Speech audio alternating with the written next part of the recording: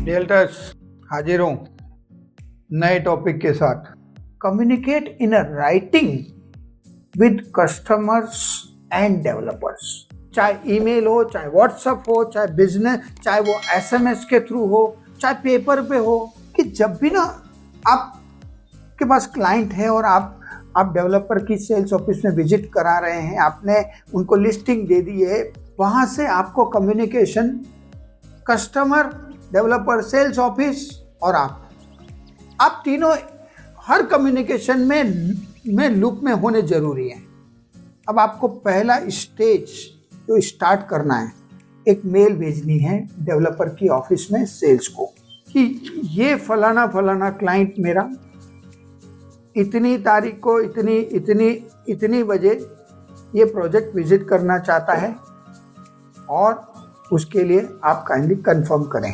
मैं आपको फिर से कह रहा हूँ, अब सुनिए इस बात को, बहुत इंपॉर्टेंट चीज कह रहा हूँ कि जिस प्रोजेक्ट का आप विजिट कराना चाहते हैं उसकी सेल्स ऑफिस में उस सेल्स पर्सन को आप इन्फॉर्म करिए मेल के जरिए, और जो मेल आप उन्हें भेज रहे हैं उसमें आपके क्लाइंट को भी कॉपी मार्क करिए, उनको भी सीसी में रखिए और कहिए कि अब मैं सो एंड सो क्लाइंट के साथ इतनी तारीख को इतने बजे मैं ये प्रोजेक्ट विजिट करने के लिए क्लाइंट को साथ में लेके आता हूँ।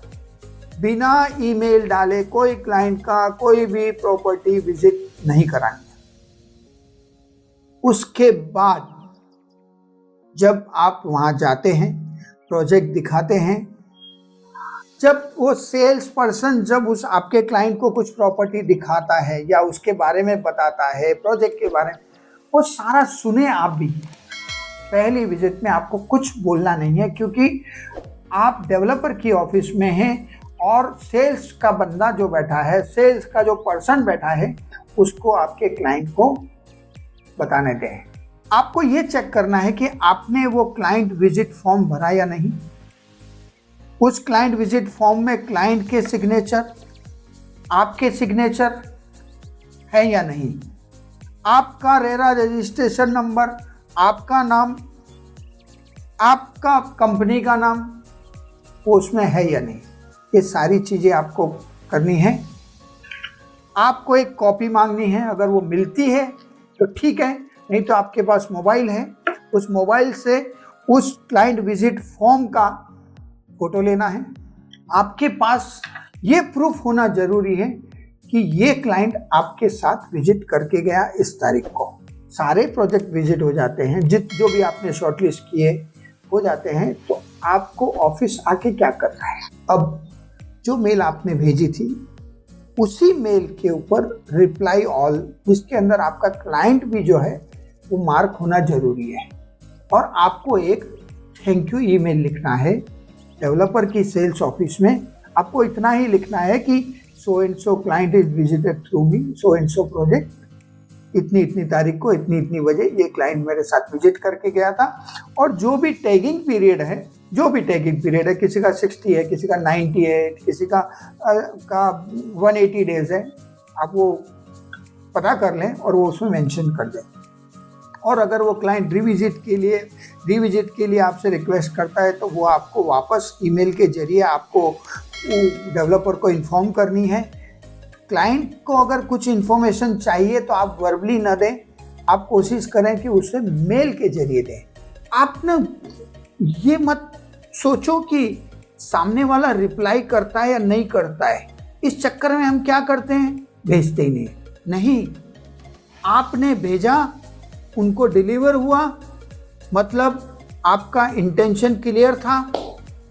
उन्होंने रिप्लाई नहीं किया तो उनकी गलती, लेकिन आपने कर दिया, उन्होंने रिप्लाई नहीं दिया, उसके बाद भी आप काम कर रहे हो, मतलब वो एक तरह से डीम एक्सेप्टेड है कि आपकी डील कंफर्म हो गई, टोकन हो गया या अलॉटमेंट हो गया, एडवांस पेमेंट हो गया। आपको भी एक डेवलपर को मेल लिखनी है अपने ब्रोकरेज के बारे में कि so and so transaction is done by me और डन थ्रू मी, ये मेरा ब्रोकरेज, इतना ब्रोकरेज जो आपके हमारे बीच में तय हुआ है, आपका मेल डेवलपर की ऑफिस में जाना चाहिए। अब आप ये कहोगे कि मेरे लिखने से क्या होगा अगर वो कंफर्म नहीं करेंगे तो? नहीं, ये आपका काम नहीं है, ये उनका रोल है। आपने मेल भेज दिया ना, मतलब आपने ये कंफर्म कर दिया कि ये ट्रांजैक्शन आपके थ्रू हुआ है। अब अपनी इनवॉइस देंगे। इनवॉइस जब आप देते हैं तब उनसे पूछिए डेवलपर से कि जो जीएसटी की अगर लायबिलिटी है तो आप उन्हें पहले परफॉर्मा इनवॉइस दें। परफॉर्मा इनवॉइस देने के बाद जब आपको पेमेंट का टाइम आए तब आप उन्हें फाइनल इनवॉइस दे सकते हैं।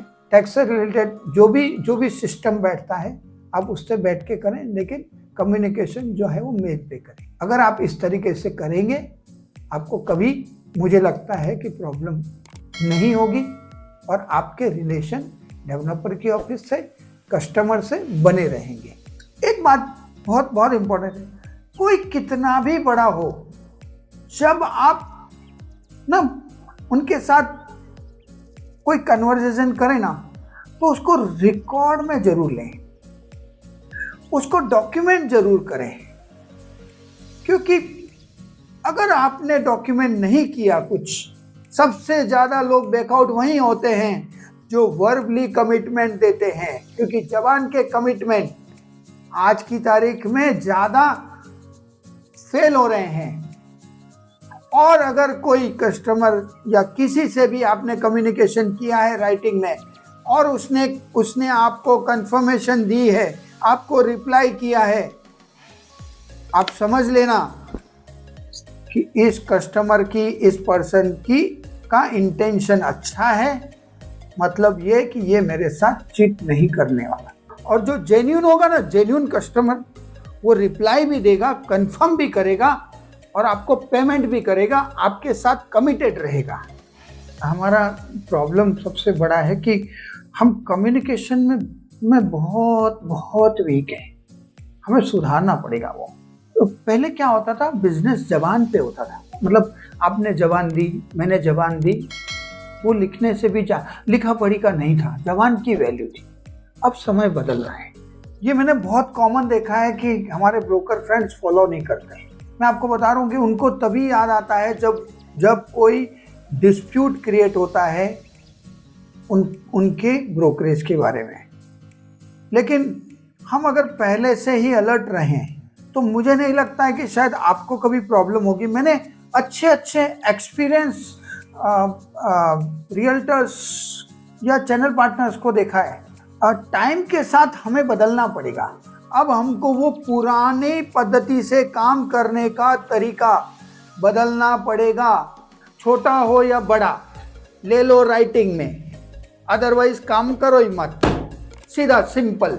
मैं मेरा एक्सपीरियंस आपके साथ साझा कर रहा हूँ। कितनी भी बड़ी प्रोफाइल हो, आप बोलो कि मेरा इतना पुराना क्लाइंट है, मैंने इनके साथ इतना काम किया है, वो अपना काम निकालने के लिए आपको कुछ भी कमिटमेंट कर देंगे और आपसे वर्बली कमिटमेंट ले लेते हैं या वर्बली कमिट कर देते हैं आपको जब उनको ज़रूरत है। लेकिन जब वास्तव में कुछ ऐसी सिचुएशन आती है ना, वहाँ पे कमिटमेंट फेल। हम ये सब फॉलो करते आएंगे ना धीरे धीरे, डेफिनेटली इससे हमें काफ़ी सपोर्ट मिलेगा। और चेंज तो जरूरी है, चेंज जरूरी है, बहुत जरूरी है, क्योंकि चेंज का दूसरा नाम डेवलपमेंट। चेंज से डरना नहीं है, नहीं डरना है, कूद जाओ, मैदान में कूद जाओ, क्योंकि कुछ दांव पेच मैदान में कूदने के बाद आते हैं जो सिखाए नहीं जाते। तो जिस दिन मैदान में उतरोगे, जब तक मैदान में नहीं उतरोगे तब तक नए दांव पेच नहीं आएंगे। मेहनत करते रहिए, इन्फॉर्म्ड रहिए, एथिक्स पे लगे रहिए, ट्रांसपेरेंसी पे फोकस करिए और जो मार्केट में चल रहा है उसके पीछे मत भागिए। अपनी रेपुटेशन खुद बनाओ। अगला पॉइंट हमारा है maintain a customer relations until the position. मत छोड़ो उन्हें, बने रहो क्लाइंट के साथ। तो हम अपने अगले टॉपिक में बात करते हैं इस विषय पे और सीखते सिखाते हैं एक दूसरे को।